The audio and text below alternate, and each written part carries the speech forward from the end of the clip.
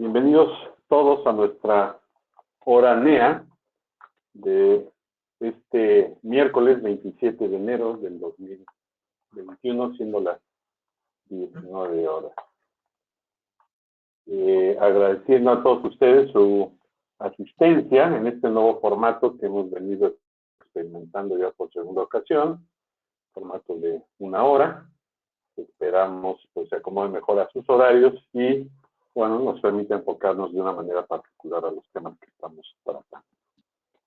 Esta tarde-noche, vamos a hablar de perspectivas económicas para este año, el 2021.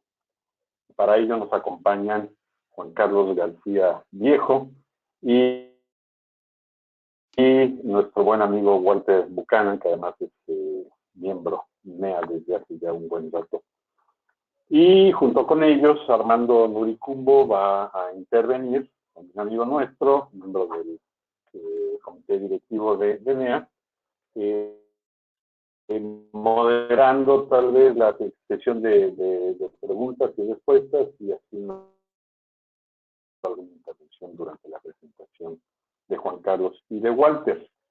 Pero antes de pasarles el micrófono, me permito leer un poco de la semblanza de nuestros presentadores. Juan Carlos García Viejo es licenciado en Economía por la Universidad Anáhuac. Él fue parte del despacho de ingeniería financiera iStructure, donde se llevan a cabo procesos de banca de inversión, numerosas emisiones de certificados bursátiles fiduciarios para empresas financieras no bancarias. Posterior a ello, Juan Carlos, vamos a ver acá, perdón, es que se me atravesó una pantalla. Ahí está. Juan Carlos funge como economista global en Grupo Financiero Banorte. Bloomberg también otorga a su área un reconocimiento por estar dentro de los 10 mejores pronosticadores para las variables económicas de Estados Unidos por varios trimestres. Actualmente Juan Carlos es asesor financiero en Vector, casa de bolsa, donde administra activos de entidades gubernamentales, así como de personas físicas y morales. Bienvenido, Carlos. Walter Buchanan Castañeda es CFA, Certified Financial Advisor, y es director de inversiones y socio en SafeMo, plataforma web con registro como asesor en inversiones independientes, donde junto con el comité de inversiones gestiona portafolios de los clientes de la firma con estrategias de asset allocation. Él estudió administración financiera en la Universidad Autónoma de Aguascalientes y cuenta con más de 9 años de experiencia en inversión. En 2018 obtuvo la designación CFA Charter Holder por parte del CFA Institute, la distinción más alta en la profesión de administración de inversión. Sin más, les doy la bienvenida a Walter, a Juan Carlos y a Armando, están ahí también.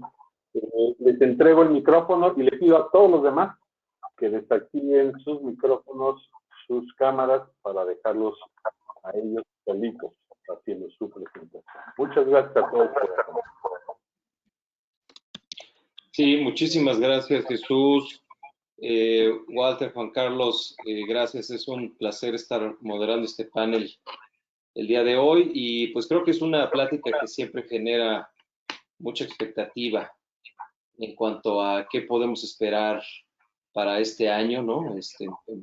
En temas económicos, y más en un año en el que nos vamos apenas, pues, si todo va bien, a empezar a recuperar de esta disrupción tan grande que tuvimos el año pasado a consecuencia de la pandemia de COVID, ¿no? Entonces, si me lo permiten, me gustaría proponerles que empecemos la plática primero a nivel global, que es lo que esperamos ver este año en temas económico-financieros a nivel global, para de ahí movernos un poco hacia la región, ¿no?, de Latinoamérica, y después concentrarnos en México y sus principales socios comerciales, que son Estados Unidos y Canadá a nivel de Norteamérica.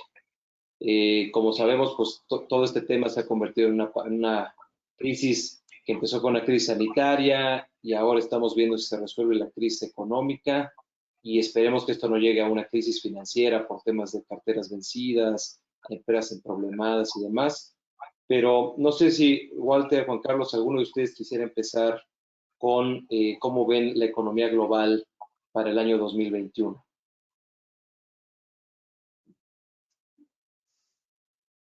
Adelante, Juan Carlos. Ah, no te escuchas, Juan Carlos. Hay un tema de audio, Juan Carlos. No, no te escuchamos, Juan Carlos. No. Si quieres, a lo mejor hay que, no sé si tengas que volver a conectar, Juan Carlos, o moverle algo ahí a tu audio. Y si quieres, mientras, si haces eso, si quieres, Walter, vamos contigo. Sí, perfecto. Bueno, pues como ya todos sabemos, venimos, bueno, se espera que este año sea el año que salgamos de recesión económica global, se espera que sea el año que superemos la pandemia y me parece muy interesante apoyarme en esta gráfica que pude ver en una presentación de Vanguard, que incluso la presentación se llamó Llegando el amanecer, donde pues estamos viendo algo muy curioso, ¿no? Porque estamos viendo economistas que se están convirtiendo en expertos en pandemia, porque pues la recuperación va a depender totalmente de la cobertura de vacunación y de la eficacia de las vacunas, ¿no? Entonces, ya sabemos, por ejemplo, que las vacunas de Moderna, de Pfizer, tienen una efectividad superior al 90%, la de Moderna arriba del 95%. Y bueno, sabemos que en las economías desarrolladas, pues tienen la capacidad para desplegar un esquema de vacunación en la población. Hay un tema con el porcentaje de la población que está dispuesta a vacunarse, pero aún así, pues el porcentaje que duda sobre si se pondría la vacuna o el porcentaje que rechazaría ponerse la vacuna, pues no es tan alto como para que no se logre una inmunidad una vez que se apliquen las vacunas, pues además de que también pues tenemos una inmunidad natural de la gente que se contagia y se recupera. Entonces me pareció muy ilustrativa esta gráfica donde pues ponen el nivel de recuperación o ligan la recuperación económica a la cobertura de la vacuna, que bueno, se espera que por ejemplo en Estados Unidos vacunen a más del 50% de la población pues entre el primer y el segundo semestre de este año, y pues ya sabemos que pues ellos tienen acceso a las vacunas más efectivas, ¿no? Entonces es muy probable que logren la inmunidad poblacional pronto, a diferencia, por ejemplo, digo, me voy a adelantar un poquito, pero a diferencia de mercados emergentes, que pues los mercados emergentes tienen que estar comprando vacunas con efectividad más baja, que aún son efectividades altas de más del 60%. Bueno, en el caso de CanSino todavía no se conoce la efectividad, todavía está en fase 3, pues, sin embargo ya está aprobado su uso de emergencia en algunos países, pero también pues en países en vías de desarrollo, como el nuestro, pues mucho va a depender de la cobertura que pueda tener la vacuna. Digo, este es algo muy mencionado, probablemente ya lo habían escuchado en otro lado, pero sí, todo va a depender mucho pues del ritmo de vacunación que tengan los países, que se espera que mercados desarrollados pues apliquen las vacunas a un ritmo bastante rápido. Juan Carlos, ya ¿Me escuchan ahí? Sí, ya te escuchamos. Ahora sí, Juan Carlos, perfecto. Ok, bueno, respecto a este tema me gustaría agregar dos cosas. Primero, los estaba saludando. Muchas gracias, Jesús, Armando, Walter, un gusto compartir con ustedes este panel. Pues sí, esto que mencionas de la vacunación es bien importante. Aquí hay una cosa que me gustaría agregar. El 70% de la población, de acuerdo a varios especialistas en el tema, el 70% de la gente tendría que estar vacunada en cierta región para que se pueda llegar a romper esta cadenita de contagios. Entonces, justamente en mercados emergentes va a ser más difícil lograr esto. De hecho, el efecto de la vacunación no es tan rápido como uno pensaría.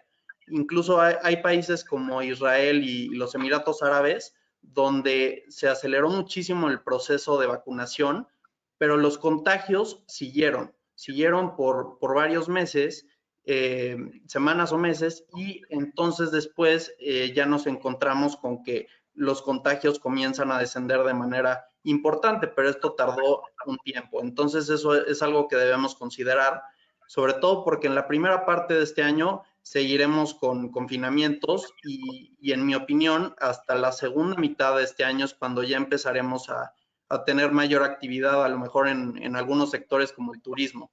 Por último, me gustaría agregar respecto a este tema que México está muy mal rankeado en lo que respecta a la vacunación, por supuesto, que solamente se han aplicado menos de una dosis por cada 100 personas.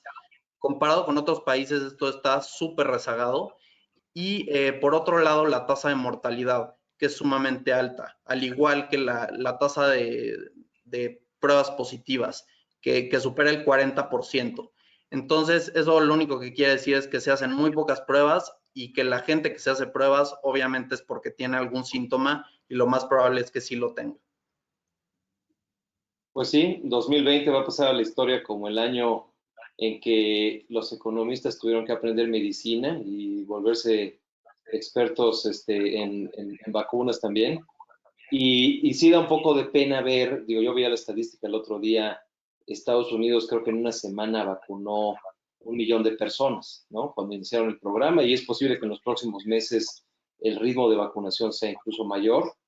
Y aquí en México veía el número ayer, creo que aplicamos 6,000 o algo así, ¿no? Entonces, la discrepancia entre esos números es alarmante y creo que, pues si no es un esfuerzo conjunto del sector público y privado, va a ser muy difícil llegarle a números que realmente hagan una diferencia, ¿no? También estaba viendo que allá te puedes ir al Walmart o a la farmacia de la esquina, etcétera, y ya por lo menos en algunas ciudades grandes es posible que te pongan la vacuna tan rápido y tan cerca como si fueras a comprar el súper, ¿no?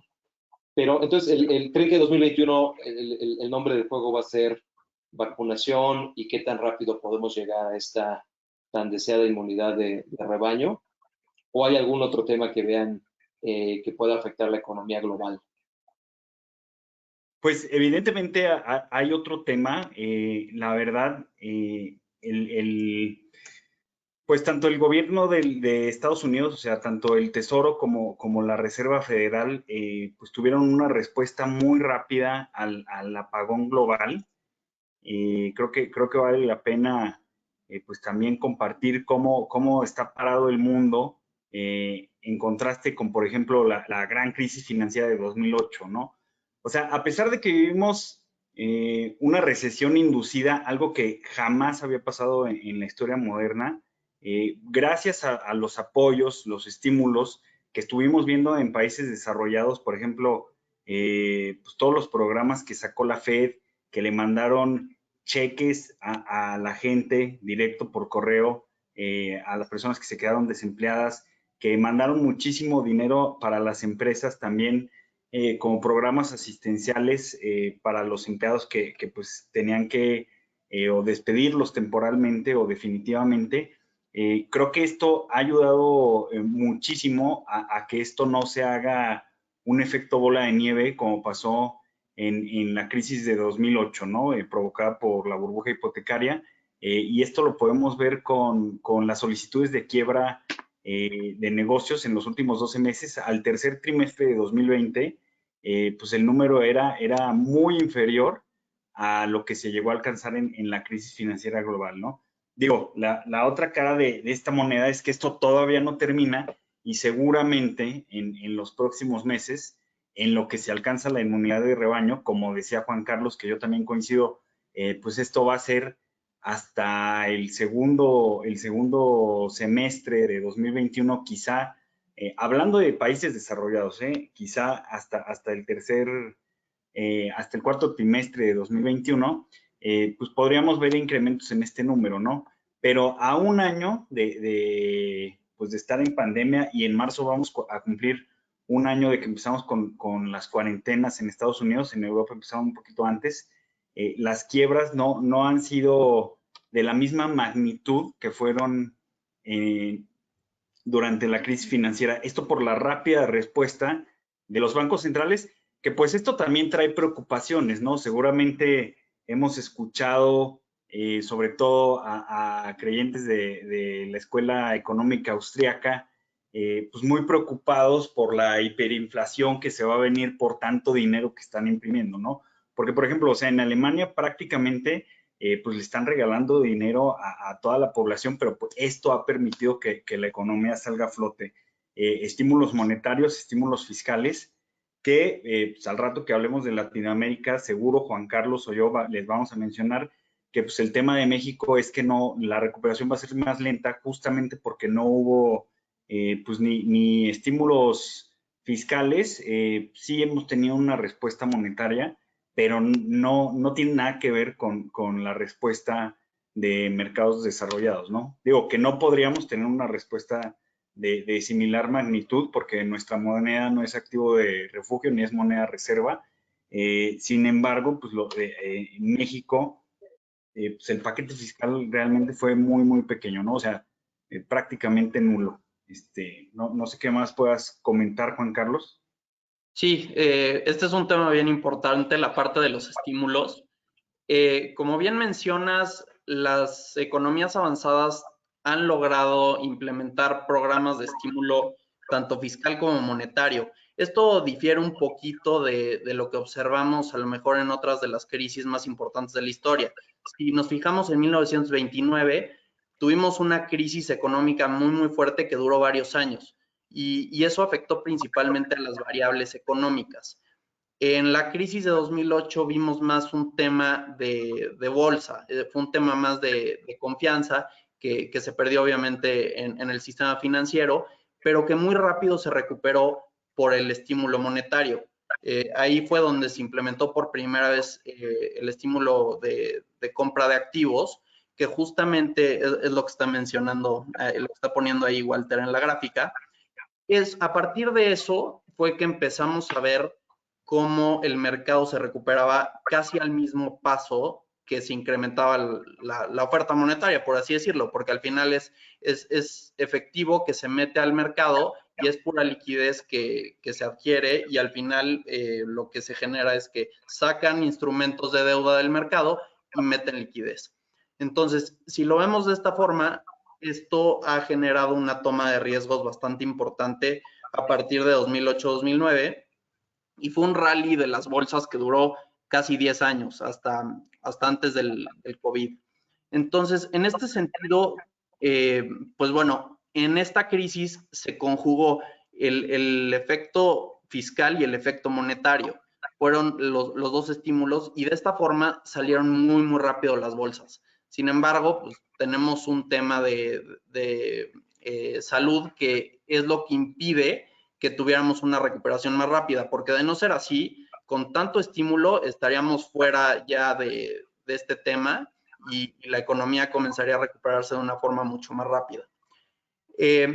A lo que se refería Walter del estímulo en cuanto a México y otras economías de Latinoamérica, eso ya lo veremos más adelante, pero es la falta de espacio para poder dar mucho más estímulo del que se está dando.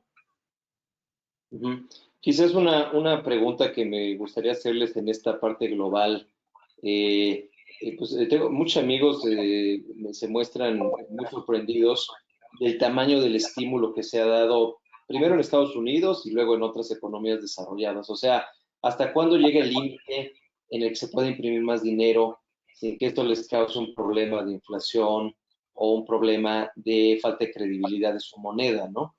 Y todos sabemos este tema de que, bueno, el dólar tiene la gran ventaja de ser la moneda de reserva global, pero no sé si quisieran comentar un poquito de cómo funciona este tema de que el dólar es la moneda de reserva global y por eso pueden cometerse algunos pecadillos que en otras economías y en otros países, pues ya estarías en un tema de sobrecalentamiento de la economía o de devaluación, etcétera, ¿no? No sé si alguien quiera comentar un poco sobre ese tema.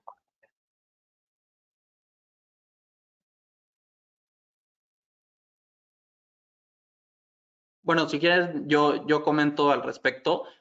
Pues sí, el dólar es una moneda muchísimo más operada que el peso, a pesar de que el peso es de las monedas más operadas en cuanto a mercados emergentes. Pero de cualquier forma, eso que mencionas del estímulo que pueden dar es bien importante, porque si se genera nuevo dinero en cuanto a dólares, pues sí, tiene un impacto a lo mejor en el tipo de cambio, etcétera. Pero en Estados Unidos, desde que pusieron el objetivo de inflación de 2%, en la gran mayoría de los años no han llegado a ese objetivo. Siempre se han quedado por debajo, incluso después de este incremento tan importante en el balance de la Fed, que era lo que veíamos en la gráfica anterior. Entonces, esto les permite imprimir dinero sin tener inflación. Y eso lo que hace es, obviamente, generar un ámbito de mayor liquidez que a veces impulsa a todo el tema económico. Entonces, si lo vemos de esta forma, la parte también fiscal luego se financia del estímulo monetario que se está dando. O sea, la Secretaría del Tesoro hace todos estos bonos para financiar todos los programas que está dando, y al final la Fed es quien acaba comprando estos bonos. Entonces, son pecadillos, como lo que tú mencionas, pecadillos que se pueden cometer en ese país. Si lo hiciéramos en otro país como México, tendríamos una depreciación importante de la moneda, y esto muchas veces genera inflación. De hecho, en México hemos tenido varios casos de estos. Entonces, lo que más se teme es justamente de la estabilidad de los precios, y por eso ha sido tan importante que Banxico mantenga su autonomía y que únicamente se preocupe por la inflación. Porque si se preocupara también por el crecimiento económico, tendríamos tasas más bajas, pero a un costo de estabilidad, ¿no? A veces una inflación alta es más dañina que un crecimiento bajo. No sé si quieres comentar algo, Walter. Sí, o sea, en cuanto a la inflación en mercados desarrollados, como ya lo dijo Juan Carlos, pues en los últimos 30 años hemos visto una tendencia a la baja de las inflaciones. Cada vez son más bajas, cada vez le cuesta más trabajo a los bancos centrales llegar a sus objetivos de inflación, que pues esto también las últimas investigaciones indican que ha tenido mucho que ver el factor tecnológico, por ejemplo, y también en los últimos años, pues también ha tenido un impacto bastante positivo para los consumidores el precio del petróleo, ¿no? Que pues, bajó de 100, 120 a, pues tuvo un crash en 2015. Ahorita lo tenemos en niveles alrededor de 50, con la pandemia nuevamente volvió a tener un crash. Pero bueno, todo esto ha contribuido a que pues en el mundo en general hayamos visto una inflación a la baja e inflaciones muy controladas. También algo que cabe destacar es que pues Estados Unidos se puede dar este lujo porque lo que impacta la inflación en Estados Unidos es el sector de servicios, no tanto el sector de commodities. Por ejemplo, aquí a Banxico le preocupa que la inflación la puedan empujar los costes logísticos, porque pues con la pandemia, con el traslado de las vacunas, con los cierres que hubo, pues hay un desorden logístico global. No hay ya contenedores de China para mandar al resto del mundo. Pero si bien esto es algo que sí nos impacta en México y que sí preocupa al Banco Central, pues en Estados Unidos no hay un pass-through hacia la inflación, ¿no? Entonces, por eso pues los bancos centrales se han permitido programas de estímulos tan fuertes, porque pues, se ha visto que la inflación en estos países se ha recompuesto, pesa ya más los sectores de servicios, y pues por eso los programas fiscales, los estímulos fiscales y los estímulos monetarios hasta ahora han funcionado sin que se genere una mayor inflación. Y lo que preguntabas, Armando, ¿cuál es el techo? Pues realmente no podemos saber cuál es el techo. O sea, cuando se creía que los niveles de 2008 eran el techo, pues vino la pandemia y los estímulos han sido pues significativamente mayores, ¿no? Más del doble a una velocidad increíble. Prácticamente Jerome Powell, algunos creen que entre líneas ha dicho pues que no hay límite, ¿no? Y a muchos les da miedo que esto pueda crear un riesgo moral, que esto pueda crear un confort en los participantes del mercado, creyendo que la Fed siempre va a salvar a los inversionistas, ¿no? Como cuando se formó la burbuja.com existía el put de Greenspan, ahora dicen que está el put de Powell, ¿no? Dispuesto siempre a salvar los mercados y salvar la economía. Ahora, también no es como que se pongan a imprimir dinero como Alemania antes de la Segunda Guerra Mundial, cuando llegó a tener pues, inflaciones bastante desenfrenadas, o como Zimbabue, que hay billetes de 1 billón de su moneda local, sino que lo hacen a través del mecanismo que dijo Juan Carlos, retiran deuda del mercado de los bancos, colocan liquidez en el sistema financiero, y pues esto lo que hace es que, bueno, o lo que intentan es que fluya más el crédito y se reactive la economía, ¿no? Pues el límite, pues, supongo que lo vamos a descubrir en los siguientes años, ¿no? Pero aún así todavía no es muy difícil que el dólar se vea extremadamente afectado por estos programas, porque pues hoy por hoy no podemos decir que hay un competidor como moneda de reserva contra el dólar, ¿no? Digo, está el euro, pero no hay un reemplazo contra el dólar.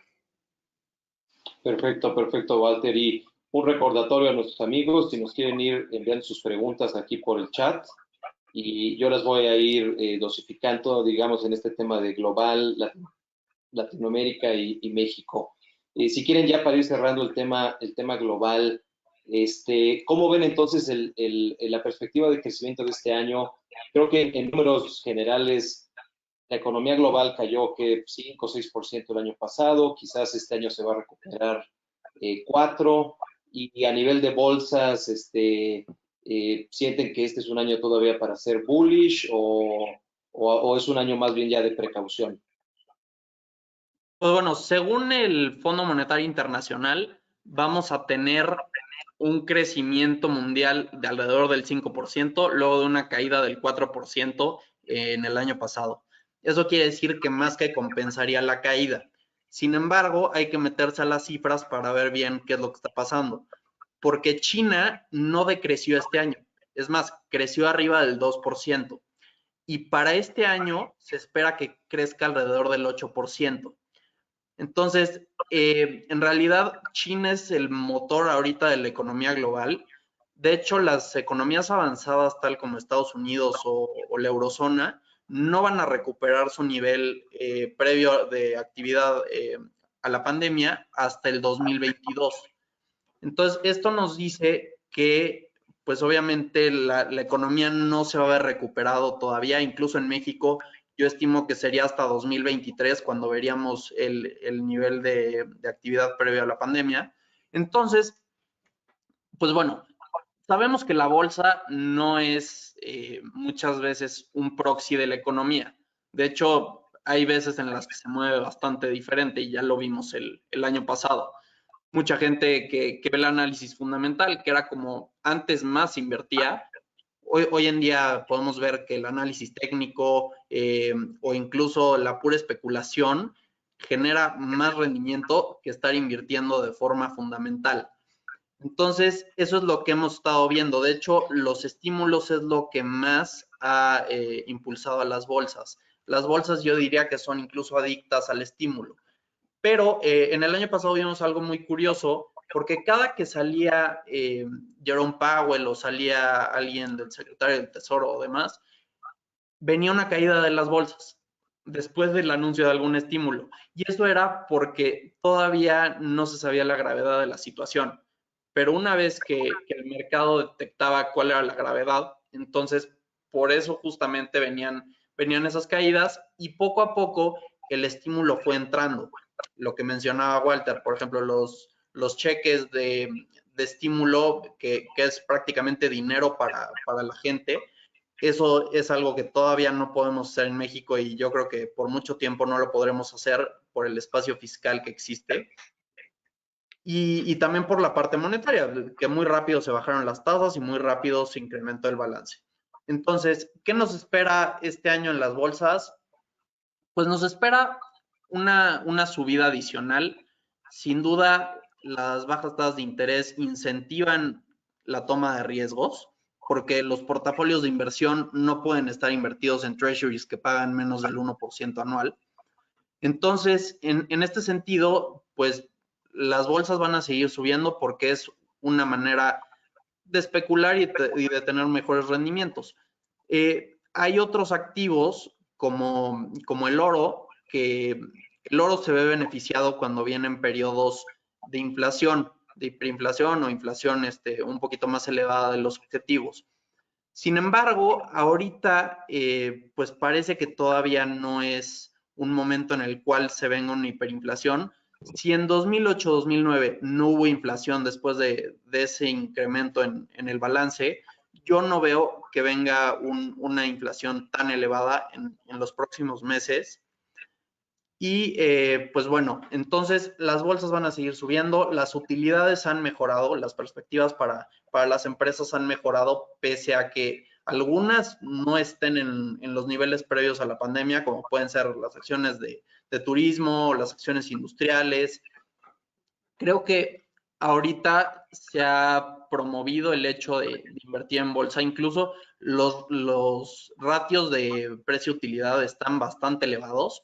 Podemos ver que el Standard & Poor's está muy por arriba de su nivel histórico. Estamos hablando de 40 veces precio-utilidad, comparado con 20 veces que es el promedio histórico, al menos de los últimos años. Entonces, pues bueno, si se ven algunos factores de estos y si invertimos solamente por análisis fundamental, deberíamos de estar fuera del mercado. Pero como hemos visto últimamente con ciertas acciones, como pudiera ser la de GameStop, que ya la mencionaron por ahí en las preguntas, ese es un hecho muy curioso, porque es una empresa destinada a la quiebra, porque es una tienda de videojuegos física, son tiendas físicas, entonces ahí lo único que se podría vender, que ya también se vende en otro lado, es las consolas nuevas. Entonces, los juegos físicos ya casi no se venden, ya todo es por internet. Y pues bueno, lo único que ha pasado aquí es que los fondos, los hedge funds, estaban con posiciones cortas en esta emisora y en otras más. Y al momento en el que los chats de StockTwits o Reddit empiezan a carburar y empiezan a traer mayor atención, los inversionistas nuevos, porque ha habido un flujo impresionante de nuevos inversionistas a las plataformas como Robinhood o como Ameritrade, todas estas plataformas que no cobran comisiones. Entonces, ahí lo que se genera es que entre todos es un esfuerzo colectivo para lograr tronar esos cortos. O sea, cuando los cortos tienen un stop loss hacia arriba y se alcanza, para cubrir esos cortos hay que comprar nuevas acciones. Entonces, eso lo único que hace es impulsar más al precio hacia arriba. Y eso es lo que hemos visto con emisoras como GameStop o como Bed Bath & Beyond o como AMC Cinemas. Y es un fenómeno que pocas veces, si no es que en la memoria reciente, no se había suscitado. Pero muy rápidamente ya están tomando medidas en cartas en el asunto los jugadores del mercado. Entonces, particularmente los senadores ya se pusieron del lado de los hedge funds y ya quieren regular todo este tema. Incluso en algunas de estas plataformas ya no dejaron comprar de estas emisoras. Eso es bien relevante porque normalmente los hedge funds, si llegan a buscar algún activo, ya sea a la baja o al alza, definitivamente logran su cometido porque actúan efectivamente, igual que estos pequeños inversionistas que por primera vez le han demostrado a los hedge funds que también ellos con montos pequeños, pero juntos, pueden dictar el rumbo del mercado. No sé si nos quieres comentar algo, Walter. Sí, comentaste pues, varias cosas muy interesantes. Comentabas que fundamentalmente habría que salir del mercado accionario, pero pues que hay que estar dentro por los estímulos. Y yo aquí difiero porque, pues sí, o sea, tenemos valuaciones altas. A mí no me gusta ver el price earnings, o sea, el precio sobre utilidad de un año o el forward, porque esto trae mucho ruido. Me gusta ver el ajustado de Shiller. Y pues sí, efectivamente, pues aquí vemos el azul es de Estados Unidos, pues estamos en un nivel muy alto. De hecho, estamos en un nivel más alto que la crisis de 1929. O sea, esto es que lo que invirtamos en las empresas de Estados Unidos, del Standard & Poor's 500, se van a tardar 33 años en regresarnos nuestra inversión con utilidades. La única vez que ha estado más alto que este nivel fue la crisis.com, que he platicado con algunos de ustedes y les tocó vivirla en carne propia, donde pues era una locura y cualquier empresa, o sea, una tiendita de abarrotes se ponía tienditadeabarrotes.com sin ni siquiera tener página de internet y subía tipo GameStop, ¿no? Que estaba comentando Juan Carlos.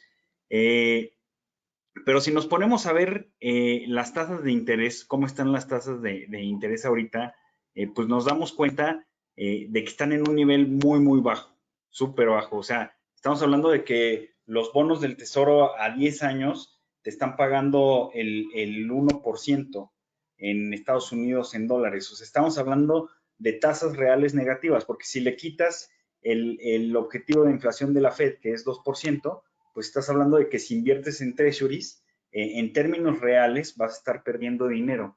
Entonces, no es lo mismo tener valuaciones altas con tasas al 1 que tener valuaciones altas con tasas cercanas al 5, como fue en la crisis.com.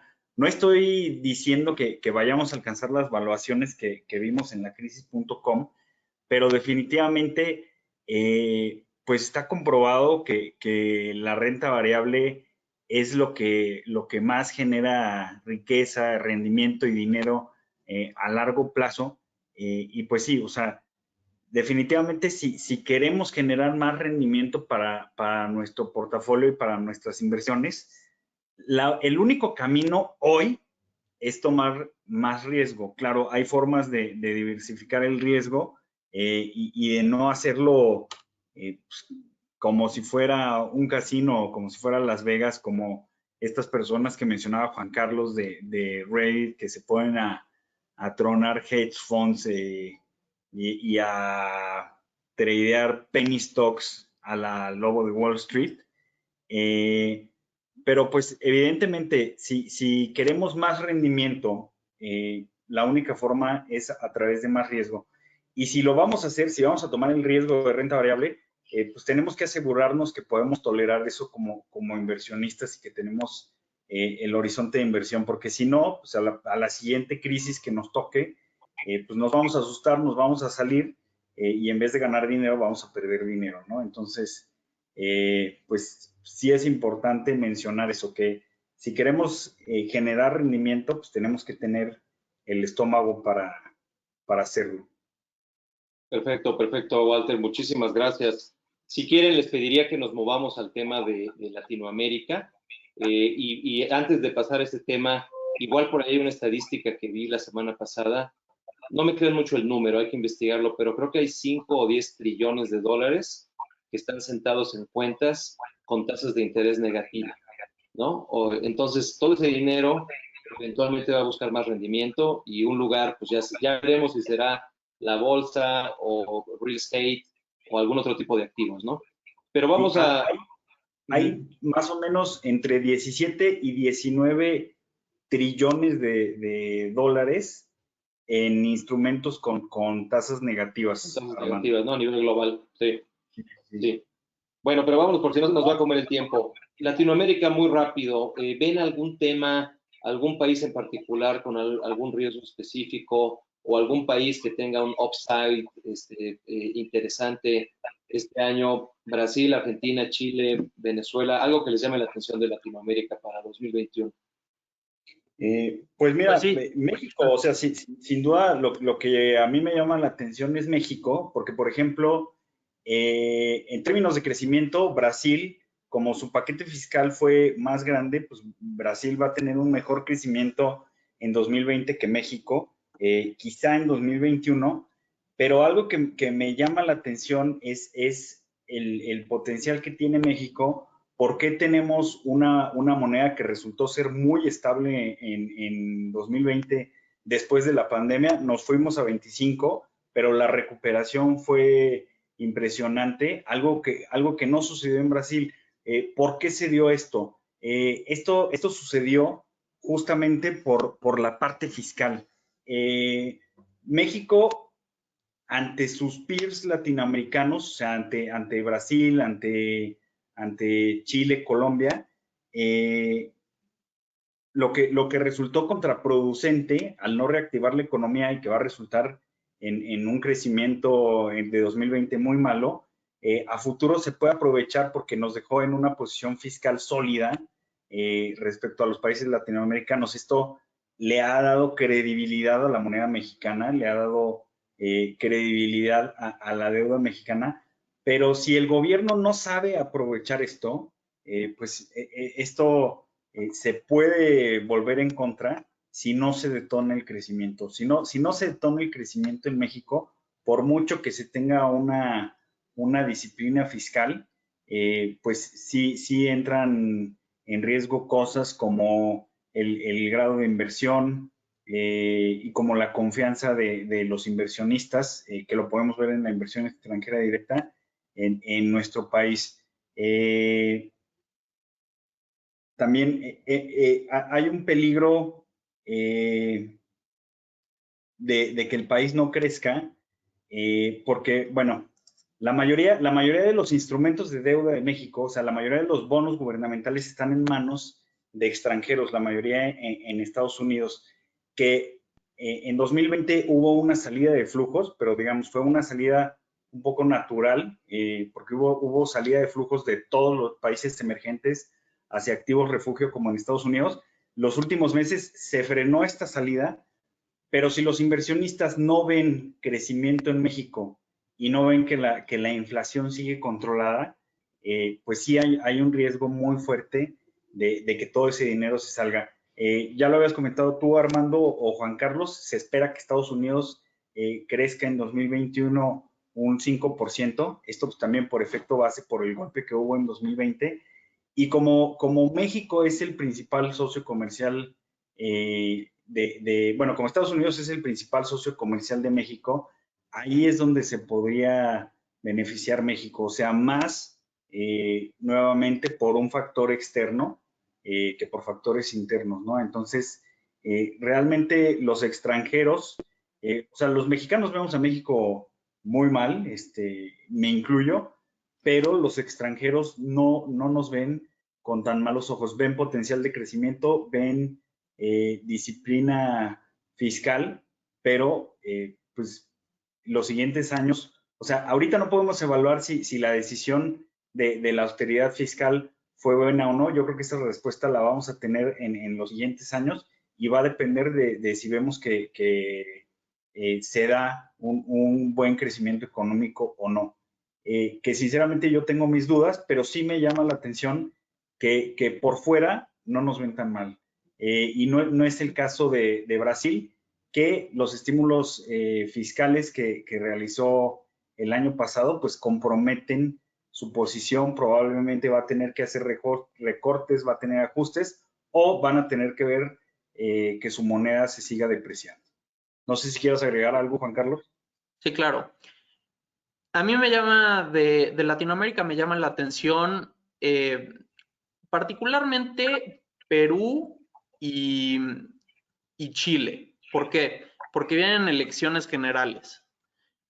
Ahí es un tema importante. ¿Por qué? Porque tienen un escenario parecido a México. parecido en el sentido de que no hay mucho espacio ni fiscal ni monetario.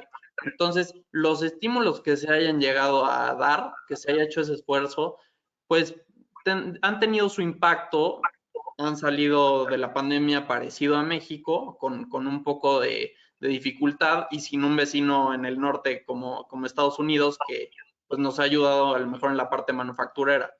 Entonces, en esos dos países yo veo preocupación por la incertidumbre política. De hecho, lo más probable es que ninguno de los dos partidos que está actualmente en el poder en estos dos países vaya a repetir. Entonces, eso pone todavía más incertidumbre y pone un freno para la inversión extranjera en esos países. En cuanto a Brasil, lo que yo observo es que, pues sí, se hizo un esfuerzo muy grande en materia fiscal, como lo menciona Walter, y pues eso es bueno. Como dice Walter también, no sabemos a la larga qué tan bueno vaya a ser, pero lo que sí es un hecho es que ya se hizo el esfuerzo, pensando en que la pandemia iba a acabar pronto. Y ahorita, pues obviamente siguen con problemas importantes en esa materia en Brasil. Entonces, no sabemos si la pandemia va a acabar tan rápido y ese estímulo haya sido en balde. Entonces, eso es lo que preocupa un poco en Brasil. De hecho, su moneda lo refleja. El real estaba más o menos en 3.50, 3.70 cuando empezó la pandemia y ahorita está arriba de 5. Nunca recuperó su valor como lo hizo el peso. Y justamente puede ser por la responsabilidad de disciplina fiscal que tuvimos en México. Sin embargo, yo lo que veo aquí en México es que se pudo haber hecho un esfuerzo adicional. Creo que hubo ciertas formas que no se utilizaron en México y que sí se utilizaron en otros países como esos que les mencioné. Entonces, pues lo que tenemos en México es una disciplina fiscal y una austeridad excesiva que no nos va a sacar pronto de la crisis, justamente lo que les mencionaba, que hasta 2023 vamos a recuperar el nivel previo. Entonces, si lo vemos de esta forma, pues un esfuerzo adicional en la parte fiscal les hubiera causado un poquito más de crecimiento que a su vez genera un poco más de recaudación. O sea, ya a lo mejor ya este es un tema de Keynes, ¿no? Pero independientemente de eso, sí creo que la parte fiscal fue algo que se dejó mucho en México. Pero como aquí mencionan algunos en las preguntas, la parte del tipo de cambio es algo que nos preguntan muchísimo a nosotros como asesores y todo el mundo tiene miedo. Lo que dice Walter, todos vemos muy mal a México, pero el tipo de cambio siguió apreciándose durante toda la pandemia y eso es algo que sorprendió a casi todos. Pero aquí hay dos cosas. La primera es la tasa de interés que sigue siendo muy alta respecto a estándares globales. Y la segunda es la parte de la balanza comercial. La balanza comercial tiene mucho superávit en México. Y eso es algo que no es por las razones correctas, porque las exportaciones sí han crecido, pero no han crecido tanto. La mayoría ha sido Estados Unidos. Y las importaciones, que muchas veces es una medida por la cual nos damos cuenta del consumo interno, pues ahí nos damos cuenta que las importaciones han caído mucho. Entonces, sí, ahí tenemos un superávit que sin duda ha ayudado a la apreciación de la moneda, pero no es por las razones correctas. Y por último, respecto al tema de la inversión extranjera, yo lo que veo es que tenemos una falta de inversión en cartera bastante importante por la incertidumbre política, porque eso sí es cierto, o sea, desde afuera no nos ven tan mal, pero a lo mejor la parte gubernamental no les encanta y menos por el tema de que no se han respetado ciertos acuerdos con otras empresas que a lo mejor ya se tenían desde antes, desde este gobierno. Pero fuera de ello, se ve complicado que podamos tener un crecimiento en esa inversión, pese a que ahorita ya nos volvimos el principal socio comercial de Estados Unidos. Durante toda esta guerra comercial entre Estados Unidos y China, los más beneficiados hemos sido nosotros. Y eso es lo único que ha mantenido a flote la economía mexicana, porque si no fuera por el sector externo, el consumo está muy deprimido y la inversión ni se diga. La inversión ha tenido una caída brutal en este sexenio. Entonces, ahí tenemos esos factores que mantienen al tipo de cambio estable y creo que se mantendrá estable hasta que la Reserva Federal y otros bancos centrales de diversas economías empiecen a retirar algo del estímulo que se dio durante todo este tiempo. Cuando eso empiece a venir es cuando vamos a poder ver cuál va a ser el precio al que en donde se va a enfocar el tipo de cambio, que yo creo que podría ser a lo mejor un poco arriba de los 21 pesos. Porque ya desde antes de la pandemia se hablaba de modelos de tipo de cambio real que situaban al peso por arriba de los 20 pesos. Entonces, 20 pesos por dólar. Entonces, definitivamente ahí es un tema que habrá que monitorear en el futuro. Creo que eso sería hasta el próximo año por lo menos. Si nos remontamos a la crisis de 2008-2009, la Fed empezó a retirar el estímulo en diciembre del 2015, subiendo tasas. Un poquito antes ya empezaba con el tema de dejar de comprar activos financieros para el balance, pero de todas maneras podría pasar un buen tiempo para que esto suceda. Perfecto. Walter, Juan Carlos, muchísimas gracias. Nos quedan 10 minutos. Entonces, si quieren, para estos últimos 10 minutos les propondría respuestas de 30 segundos para tratar de cubrir muchas de las preguntas que tenemos aquí formadas, ¿no? Empezaría, si alguno de ustedes tiene algún comentario en particular sobre la economía en Argentina, algo relevante que pudiera pasar en 2021, o lo más probable es que siga la tendencia y la inercia que ya trae. Pues parece que lo más probable es que siga la tendencia y la inercia que ya traen de estarse peleando con el Fondo Monetario Internacional y con sus acreedores, ¿no? Fuera de eso, la verdad no le doy seguimiento, pero pues todos sabemos que está en constante pleito con los acreedores y con el Fondo Monetario Internacional. Ok. Otra pregunta, recomendaciones de inversión en cuanto a sector, país o región. Y yo aquí la complementaría con algo. ¿Qué incentivo tendríamos hoy para invertir en la Bolsa Mexicana de Valores, en comprar un Aftrac, cuando realmente no vemos un motor importante ahí, no hay empresas tecnológicas, América Móvil pareciera que pues ya acabó su reinado? ¿Cuál sería el caso para ser bullish con la Bolsa Mexicana de Valores? Pues me gustaría decirte una razón para invertir ahí. Yo creo que la Bolsa Mexicana de Valores se ha vuelto más un lugar donde operar cuando se ve barato. Bueno, cuando se ve barato porque sigue barato, ¿no? Pero cuando se ve más barato. Yo veo varios riesgos ahí, justamente el riesgo cambiario, el riesgo político y desde luego lo que mencionas. No hay empresas que tengan alto potencial de crecimiento. Entonces, ahí sí es un análisis más fundamental donde si alguna empresa pues se nota demasiado baja en sus valuaciones, ahí es cuando hay que entrar. Ok. Otra pregunta, ¿cómo es posible que Tesla tenga un valor de capitalización mayor a las 10 principales armadoras del mundo? ¿Algún comentario sobre Tesla? Y quizás, ¿será un síntoma de estas posibles burbujas en activos generadas por los programas de apoyo y estímulo? Sí, puede ser un síntoma.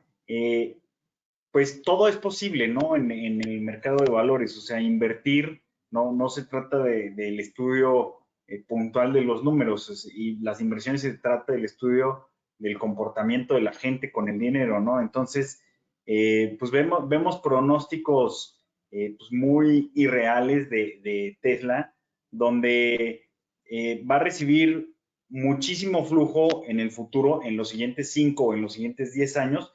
Y pues sí, efectivamente, si las tasas se bajan, pues impacta muchísimo a esos flujos futuros, que pues flujos presentes que tienen empresas consolidadas, como por ejemplo América Móvil, ¿no? Entonces, pues, ¿cómo es posible? Pues prácticamente porque en el mercado de valores cualquier cosa es posible. Digo, ya habló Juan Carlos de GameStop y de otras cosas.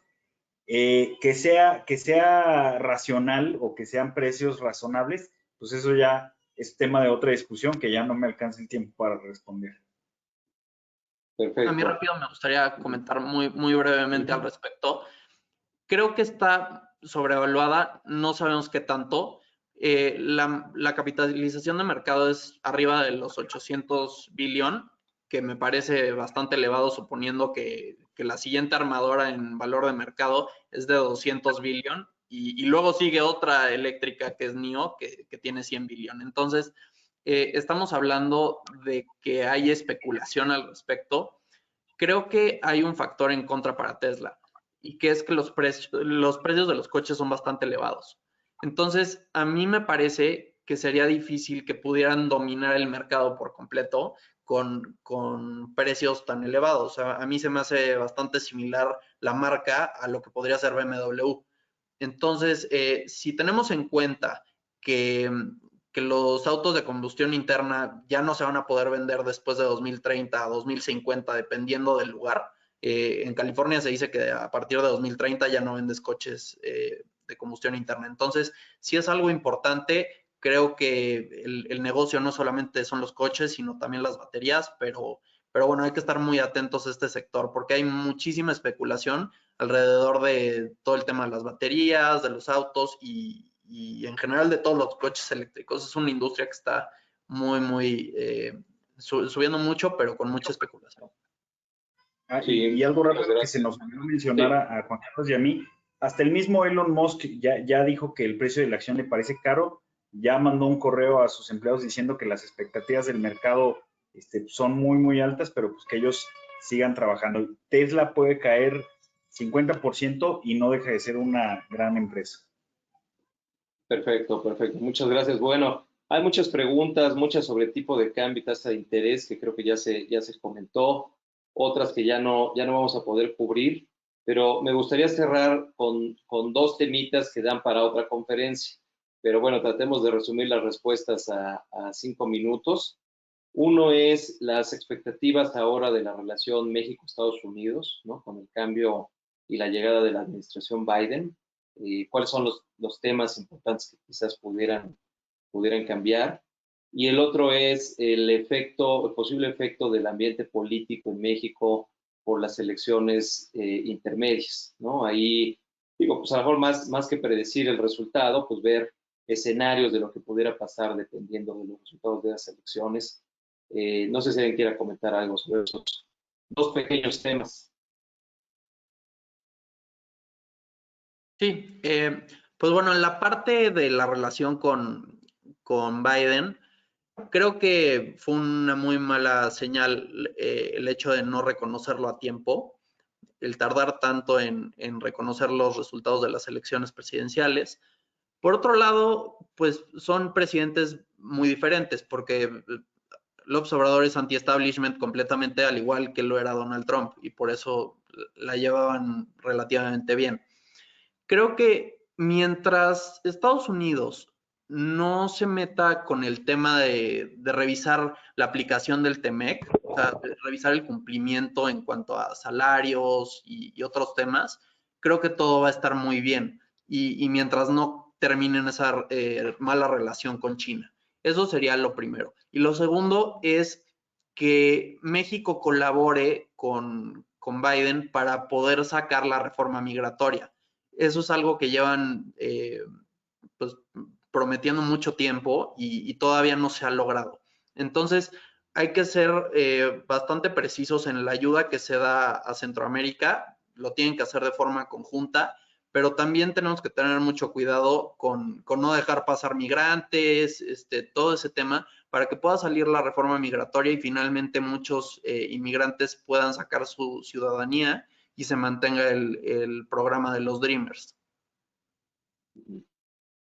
Walter, no sé si quieras cerrar con algún comentario. Sí, pues justo es probable que Biden quiera revisar el cumplimiento del TEMEC. Sin embargo, bueno, los economistas y los mercados ven que México está ante una mejor posición con Biden que Donald Trump, porque, por ejemplo, pueden desaparecer aranceles específicos que puso Biden. De hecho, un factor adicional a la apreciación del tipo de cambio justo fue la elección de Estados Unidos, porque desapareció un riesgo idiosincrático para México, ¿no? Que pues era el riesgo Trump que pues nos agarraba agarraba a México de burrito y pues tenía varias cosas en su agenda en contra de México. Biden no tiene todo esto, entonces por eso, si ustedes se ponen a ver la gráfica del tipo de cambio, hubo una apreciación sorpresiva justo después de la elección.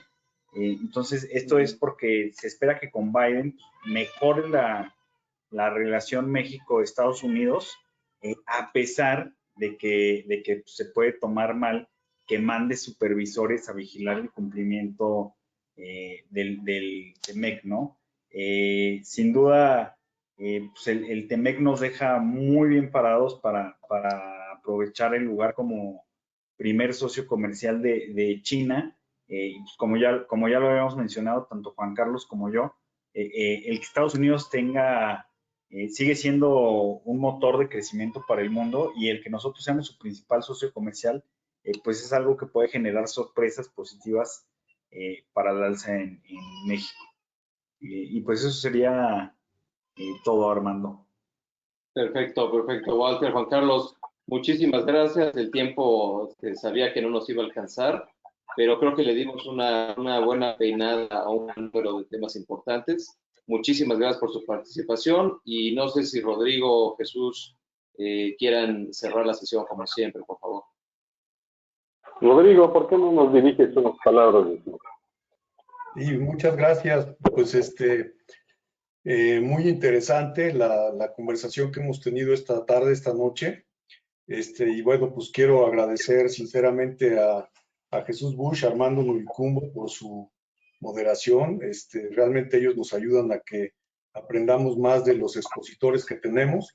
Y pues muchísimas gracias a Walter Buchanan y a Juan Carlos García Viejo. Les pido a todos, por favor, prender sus cámaras y sus micrófonos para que les demos un fuerte aplauso, como sabemos nosotros, a nuestros expositores de hoy, que nos han ilustrado mucho sobre la economía y lo que viene en los próximos meses. Muchas gracias.